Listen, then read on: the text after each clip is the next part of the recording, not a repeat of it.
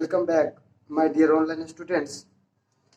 बच्चों, हम लोग चैप्टर नंबर 13 क्लास 12 फिजिक्स पढ़ रहे थे और उसमें ये लेक्चर नंबर हमारा 3 है।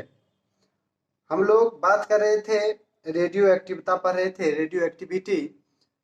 और इस लेक्चर में हम बात करेंगे रेडियो एक्टिव 6 के प्रकार का। तो सबसे पहले ये जान लेते हैं कि रेडियो एक्टिव जो 6 है वह है क्या।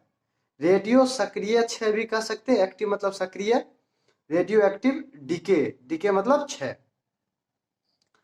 कहता है कि जब किसी रेडियो एक्टिव पदार्थ से अल्फा अथवा बीटा कण उत्सर्जित होता है तो उसका परमाणु भार और परमाणु क्रमांक यानी एटॉमिक नंबर और एटॉमिक वेट दोनों के दोनों बदल जाते। तो इस प्रकार क्या हो जाता है कि जो प्रारंभ में रेडियो एक्टिव पदार्थ परमाणु लिए हैं उसका क्षय हो जाता है और किसी नए तत्व के परमाणु बन जाता है। इसी घटना को हम क्या कहते हैं, रेडियो एक्टिव क्षय या रेडियो एक्टिव विघटन भी कहते हैं।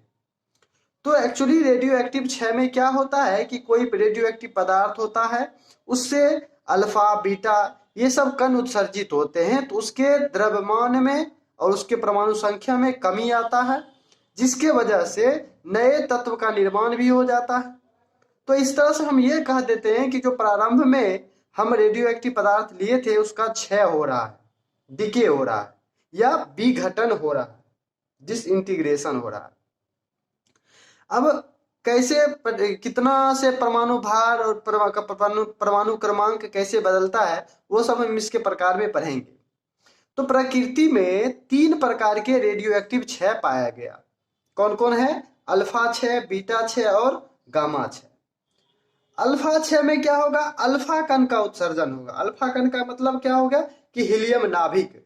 हम बता चुके हैं कई बार, अल्फा कण यही है हमारा हीलियम नाभिक। इसको या तो ऐसे नहीं तो He+2 द्वि आयनित हीलियम परमाणु कहते हैं, ये उत्सर्जित होगा अल्फा क्षय।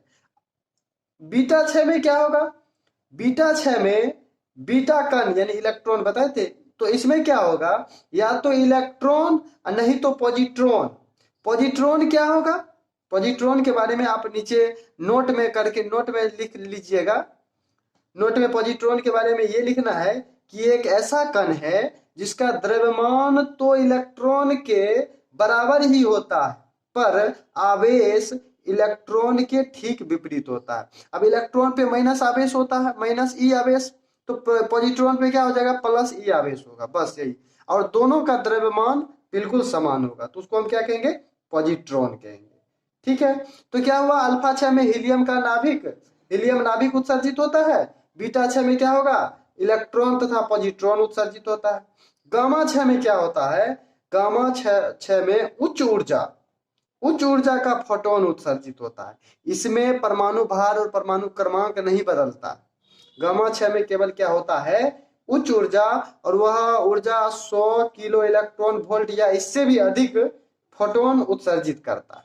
ठीक है, तो डिटेल में अब हम लोग अल्फा क्षय, बीटा क्षय और गामा क्षय को पढ़ते हैं। ठीक है, तो हेडिंग लगाइए अल्फा क्षय। बच्चों, अब हम लोग समझते हैं पहला अल्फा क्षय के बारे में। जैसा कि मैंने बताया आपको कि अल्फा क्षय में हीलियम का नाभिक का उत्सर्जन होता है, यानी अल्फा कण का उत्सर्जन होता है।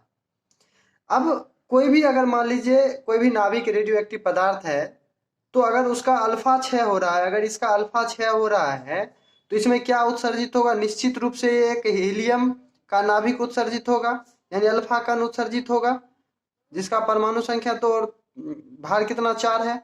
तो ये तो एक प्रोडक्ट, ये एक उत्पाद तो ये निश्चित रूप से बनेगा ही बनेगा। ठीक है, इसको हम क्या कहते हैं? अल्फा कण कहते हैं, अल्फा। तो ये तो उत्सर्जित होगा ही होगा। अब यहां जो एक नए पदार्थ का जो निर्माण होगा, मान लेते हैं वाई, उसमें क्या होगा कि अगर ये जेड है तो जेड देख रहे हैं कि यहाँ पर जो अल्फा कण जिसका परमाणु संख्या 2 हो चुका है, इसलिए ये अल्फा क्षय होने से अल्फा कण उत्सर्जित हुआ, तो जिससे क्या होगा कि ये जो परमाणु क्रमांक जेड है ये 2 से कम हो जाएगा, Z-2 हो जाएगा। ठीक है, और उसका द्रव्यमान ऊपर में क्या है? 4 है, यहाँ A है, तो द्रव्यमान कितने से कम हो जाएगा?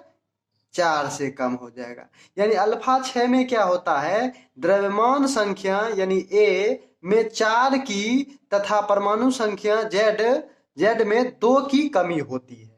ये एक अल्फा 6 का बात किए। तो इसका 6 समीकरण आप आराम से नहीं लिख सकते हो। इसको हम क्या कहेंगे, इसको हम कह देंगे ये इसका पेरेंट हो गया, पेरेंट, ये इसका क्या हो गया, डाउटर। ठीक है, ये इसका क्या हो गया, डाउटर। जैसे बायोलॉजी वाले बढ़िया से समझेंगे, पेरेंट न्यूक्लिया और डाउटर न्यूक्लिया, ये इसका प्रोडक्ट। इस तरह से ये समीकरण चलता है। ये एक अल्फा 6 के लिए हुआ। अगर हम अल्फा 6 का फेमस अगर उदाहरण बताएं तो यूरेनियम 238 का अल्फा 6 अगर करें, चलिए यहाँ पर बगल में करते हैं उदाहरण। यूरेनियम जिसका परमाणु संख्या कितना होता है, 92, और द्रव्यमान संख्या क्या होता है, 238। यही रेडियो एक्टिव होता है। अगर हम अल्फा 6 करें तो अल्फा 6 करने से क्या होगा, हीलियम का नाभिक उत्सर्जित ही होगा 2 4। एक अल्फा 6 का बात कर रहे हैं। अब यहाँ पर जो भी पदार्थ, जो भी यहाँ पर परमाणु बनेगा XYZ जो भी मान लो, उसमें क्या उसका परमाणु संख्या क्या होगा, एक अल्फा 6 कर रहे हैं तो 2 से कमी करेगा तो 90, और 90 परमाणु संख्या थोरियम का होता है, TH थोरियम, ये 90, और द्रव्यमान इसका क्या हो जाएगा 234, ये इसका थोरियम। तो ये एक अच्छा उदाहरण है अल्फा 6 का। अच्छा, अगर मान लीजिए कि अगर आपसे यहीं पर अगर कहें कि मान लीजिए X कोई तत्व है ZA, और इसमें जो है 3 अल्फा 6 निकल रहा है, तो बताइए यहाँ पर जो Y बनेगा उसका परमाणु संख्या बताइए और द्रव्यमान संख्या बताइए। क्या आप बता सकते हैं, जरा सोचिए। एक अल्फा 6 से परमाणु संख्या 2 से कमी होता है, तो 3 अल्फा 6 में क्या होगा, 6, 3 दूना 6 कम होगा तो Z-6 हो जाएगा। एक अल्फा 6 में 4 से परमाणु द्रव्यमान कम होता है, तो 3 में 4 या 12 से कमी होगा तो A-12 बन जाएगा, और यहाँ पर 3 गो अल्फा कण बन जाएगा।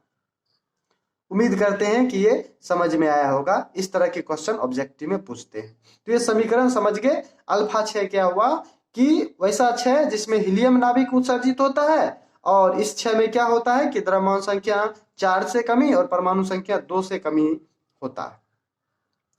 अब अगला पॉइंट यहाँ पर समझते हैं, ये अच्छे से क्लियर होना चाहिए आप लोग का, कि इस 6 में क्या होता है कि उत्पाद का जो कुल द्रव्यमान है वह मूल नाभिक के द्रव्यमान से कम होता है। जो ये उत्पाद आ रहा है उसका जो है ये नाभिक जो हम लिए थे शुरू में, मूल नाभिक, इससे कम पाया जाता है। और द्रव्यमान में जो यह अंतर होता है वह उत्पाद के गतिज ऊर्जा के रूप में प्राप्त हो जाता है, क्योंकि द्रव्यमान तो संरक्षित होना है, तो वह गतिज ऊर्जा के रूप में प्राप्त हो जाता है। यहाँ पर हम एक टर्म इंट्रोड्यूस कर रहे हैं, विघटनज ऊर्जा। विघटनज ऊर्जा ये क्या है, बहुत सिंपल है। विघटनज ऊर्जा कहता है जो प्रारंभिक जो द्रव्यमान ऊर्जा होता है, ये शुरू में जो पेरेंट न्यूक्लिया हम माने तो प्रारंभिक में उसमें द्रव्यमान ऊर्जा होगा। अब द्रव्यमान ऊर्जा, अब इससे आप कंफ्यूज होगा, सर उसका द्रव्यमान ऊर्जा कैसे निकालेंगे।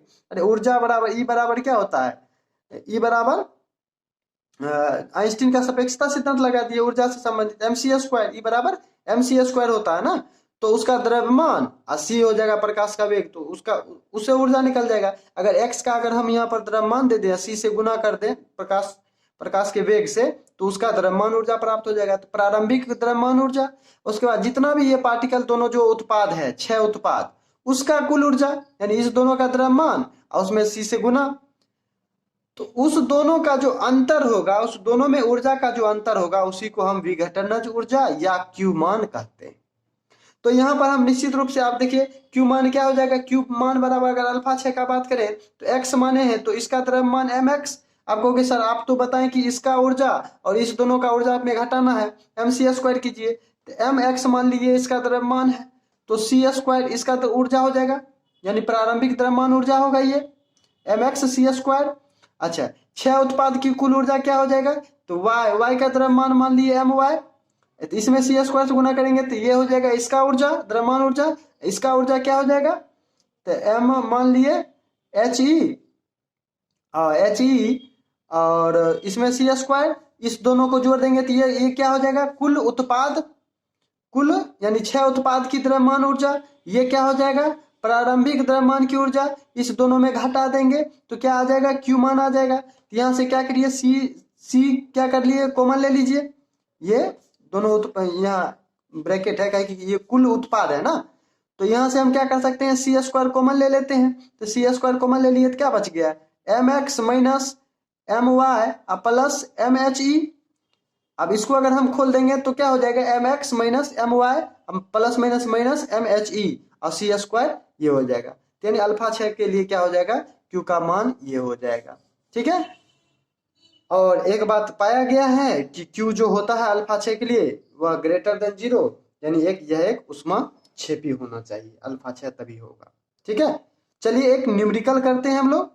ठीक है, देखिए यहाँ पर एक न्यूमेरिकल दिया हुआ है कि हमें निम्नलिखित परमाणु द्रव्यमान दिया हुआ है, जैसे यूरेनियम 92-238 का द्रव्यमान दिया हुआ है, हीलियम अल्फा कण का द्रव्यमान दिया हुआ है, हाइड्रोजन या प्रोटॉन कह सकते हैं इसका दिया हुआ है, ये जो Pa है ये है Pa प्रोक्टियम, Pa है प्रोएक्टिनियम जिसका परमाणु संख्या 91, इसका दिया हुआ है, थोरियम का दिया हुआ है, ये सारा आपको दिया गया है। और क्वेश्चन क्या कह रहा है कि यूरेनियम 92-238 के अल्फा 6 में उत्सर्जित ऊर्जा प्रकलित कीजिए, वही क्यू जो हम निकालते थे। तो बताइए सबसे पहले तो अल्फा 6 लिख लीजिए, यूरेनियम 92-238 का क्या हो जाएगा अल्फा 6, तो ये थोरियम बनाता है 90-234 प्लस में अल्फा कण हीलियम 24, ये अल्फा ये बनाता है। अब इसका ऊर्जा अगर हम बताएं तो ऊर्जा बराबर क्या हो जाएगा, ई बराबर बताओ, या क्यू होता है ना, क्यू बराबर इसका mass M U minus E दोनों का कर दीजिए M T H minus M H E, और इसमें सी स्क्वायर हम निकालना सिखाए हैं क्यू, यानी जो इसका ऊर्जा माइनस इस सब का द्रव्यमान ऊर्जा घटा देते हैं, तो यही आया था। तो सिंपल है, मास इसका मास में ये जो प्रोडक्ट होगा उसका मास घटा दीजिए, अब ब्रैकेट लेके सी स्क्वायर कर दीजिए, सीधा बात। अब यहाँ पर एम यू का मान दिया हुआ है, देखिए ये हो गया द्रव्यमान, तो यहाँ पर हम देंगे 238.05079 U minus mass of thorium भी दिया हुआ है 234.04363 U minus M H E का भी दिया हुआ है 4.00260 यू सब क्या करते हैं, यू सबको कॉमन ले लेते हैं, यू सी स्क्वायर कर लेते हैं, यू यूनिफाइड मास। तो ये सब का जब कैलकुलेशन आप करोगे, घटाव जोड़ घटाव आप करोगे, तो ये आ जाएगा आपका 0.00456 यू सी स्क्वायर। अब यहाँ पर देखिए एक बात ध्यान रखिएगा कि E बराबर अगर सापेक्षता के सिद्धांत से चले एम सी स्क्वायर, और M का मान अगर हम 1 U ले और इसको हम C प्रकार 3 गुना 10 के पावर माइनस 10 के पावर 8 मीटर स्क्वायर से स्क्वायर करें, और 1 U बराबर कितना हो जाता है, 1 MU बराबर जो होता है इसका भी मान अगर हम रख दें 1.6 गुना 10 के पावर माइनस 27 kg, इस सॉल्व करने पे जो आ जाता है 931.5 मेगा इलेक्ट्रॉन वोल्ट आता है। तो ये आप ध्यान रखो। तो कहने का मतलब सीधा है कि यू सी स्क्वायर को अगर आप मेगा इलेक्ट्रॉन वोल्ट ऊर्जा में व्यक्त करोगे ना, तो सीधे 931.5 इलेक्ट्रॉन वोल्ट से गुना कर दो। तो चलिए इसमें अगर हम गुना कर दें 00456 गुना 931.5 मेगा इलेक्ट्रॉन वोल्ट, तो ये गुना करने पे आ जाएगा हमको 4.25 मेगा इलेक्ट्रॉन वोल्ट, और Q का मान ये पॉजिटिव है और पॉजिटिव आना भी चाहिए, तो ये ऊर्जा इसका निकल गया। ठीक है, ये क्वेश्चन का पार्ट 1 था। पार्ट 2 इंटरेस्टिंग है। पार्ट 2 में क्या कहता है कि दर्शाइए कि यूरेनियम 92-238 जो है स्वतः प्रोटॉन उत्सर्जित नहीं करेगा। सबसे पहले हम मान लेते हैं कि वो प्रोटॉन उत्सर्जित किया, मान लेते हैं कि यूरेनियम जो 92-238 है ये एक प्रोटॉन उत्सर्जित किया, प्रोटॉन हाइड्रोजन को ही कहते हैं, तो मान लीजिए एक हाइड्रोजन उत्सर्जित किया, तो एक घटेगा तो 91 बोला, 91 यानी प्रोक्टियम आ जाएगा, यहाँ पर प्रोक्टियम 91 237 आ जाएगा। ठीक है, तो ये रिएक्शन होगा। अब इसी को दर्शाना है कि ये स्वतः ऐसा होगा, तो इसके लिए हम Q का मान निकाल लेते हैं। Q अगर ग्रेटर देन 0 होगा तो स्वतः होगा, नहीं तो नहीं होगा, ऐसा हम पढ़े अल्फा 6 में। Q अगर निकालने जाएगा तो इसका द्रव्यमान माइनस ये दोनों का द्रव्यमान सी स्क्वायर, इसका द्रव्यमान तो क्या हो जाएगा M U minus M P A minus M H, और इसमें सी स्क्वायर रख देते हैं। U का मान दिया हुआ है 238.05079 माइनस प्रोएक्टियम का भी दिया हुआ है 237.05121 यू माइनस हाइड्रोजन का 1.00783 और सबका यू ले लेते हैं UC²। तो जब ये सॉल्व आप करोगे तो ये मान आ जाएगा माइनस में माइनस 0.00825 UC²। अब 931 से गुना भी अगर इसमें हम कर देते हैं, आप कैलकुलेशन कर लो ना, कर लेना मेगा इलेक्ट्रॉन वोल्ट, तो ये क्यू का मान आपका -7.6 मेगा इलेक्ट्रॉन वोल्ट आएगा।